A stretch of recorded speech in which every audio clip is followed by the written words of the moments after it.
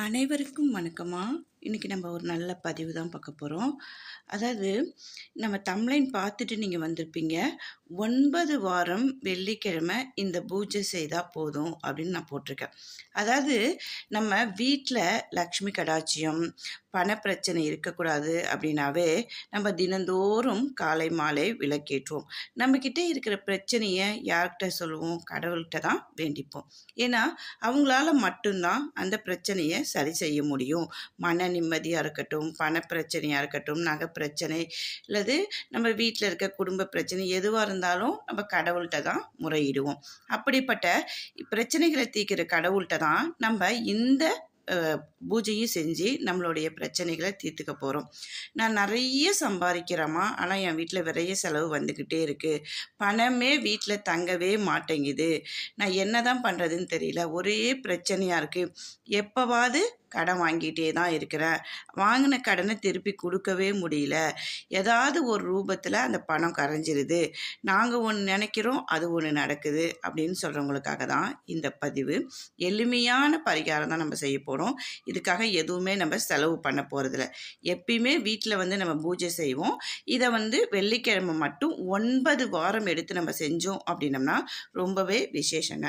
அந்த வெள்ளிக்கிழமை கூட நம்ம நல்ல வளர்பிறையாக பார்த்துக்கோங்க. நல்ல ஒரு அதான் எல்லா வெள்ளிக்கிழமையும் செய்யலாம். ஆரம்பிக்கிறப்ப ஒரு வளர்பிறை வெள்ளிக்கிழமையாக இருந்தால் ரொம்ப விசேஷங்க. இல்லைம்மா எங்களுக்கு அந்த மாதிரி டைம் பார்க்க முடியல அப்படின்னா நீங்கள் எந்த வெள்ளிக்கிழமை வேணாலும் ஆரம்பித்து செய்யலாம், தவறு இல்லைங்க.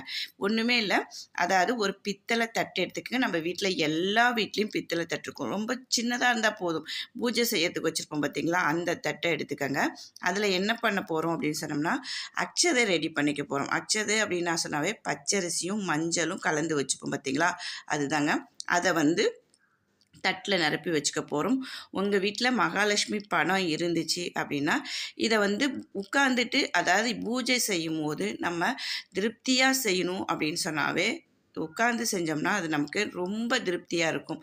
அதாவது அமைதியாக உட்காந்து செய்யலாம். பூஜை அறையில் நல்லா கீழே மனை இருந்தால் மனை போட்டுக்கோங்க. அப்படி இல்லைன்னா ஒரு துணி போட்டு விரித்து அதை டவலோ ஏதோ ஒன்று போட்டு அதில் அமர்ந்துக்கங்க. அமர்ந்துக்கிட்டு என்ன பண்ணணும் அப்படின்னா கீழே மகாலட்சுமி படம் இருந்தால் அந்த தட்டு மேலே அக்ஷதை வச்சுருக்கோம் பார்த்துருக்கீங்களா, அந்த தட்டு மேலே மகாலட்சுமி படத்தை வச்சுக்கணும். அதுக்கு முன்னாடி ஒரு கண்ணாடி பவுல் வச்சுக்கோங்க. மறுபடியும் சொல்கிறேன், கண்ணாடி பவுல் வச்சுக்கோங்க. அந்த பவுலை எடுத்து கண்ணாடி பவுல் எடுத்து வச்சுக்கோங்க. பக்கத்தில் குங்குமம் ஒரு பவுலில் வச்சுக்கோங்க. இன்னொரு பக்கத்தில் இன்னொரு இதில் மலர்கள், எந்த மலர் உங்கள்கிட்ட கிடைத்தாலும், செவ்வரி மலராக இருந்தாலும் சரி, மல்லிகை பூவாக இருந்தாலும் சரி, ரோஜா மலராக இருந்தாலும் சரி, எது உங்களுக்கு கிடைக்குதோ அதை எடுத்து வச்சுக்கோங்க. வச்சுக்கிட்டு உங்களுடைய வேண்டுதல், இப்போ நகை வைக்கணும், பணப்பிரச்சனை எதுவாக இருக்குதோ அதை மகாலட்சுமி படத்துக்கு முன்னாடி அவங்க படத்தில் தொட்டு 108 தடவை அந்த பூவாலையும் குங்குமத்தாலையும் நீங்கள் அர்ச்சனை பண்ணிக்கிட்டே வரும்போது நீங்களே உணர்வீங்க உங்கள் வீட்டில் பிரச்சனைகள் படிப்படியாக குறையிறத. அது இல்லாமல் நல்ல விஷயங்களே நடந்துக்கிட்டே இருக்கும். நீங்கள் எதிர்பாராத நல்ல நல்ல விஷயங்கள்லாம் நடந்துக்கிட்டே வரும்.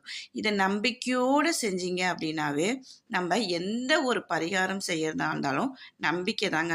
நம்பிக்கையோடு செய்கிற பரிகாரம் தாங்க நமக்கு பலிக்கும். இது நடக்கும் நடக்காது அப்படின்னு நம்ம நினச்சாவே அது நடக்காது. அப்போ இந்த பரிகாரத்தை 9 வாரங்கள் இந்த பூஜையை நம்ம செஞ்சுக்கிட்டே வரும்போது நீங்களே உங்கள் வீட்டில் நல்ல மாற்றங்களை உணர்றத பார்க்கலாம். இது மாதிரி நல்ல பரிகாரம் செஞ்சு வாழ்க்கையில் நீங்களும் முன்னுக்கு வரணும் அப்படிங்கிற ஒரு ஆசை தான். வாழ்க வளமுடன்.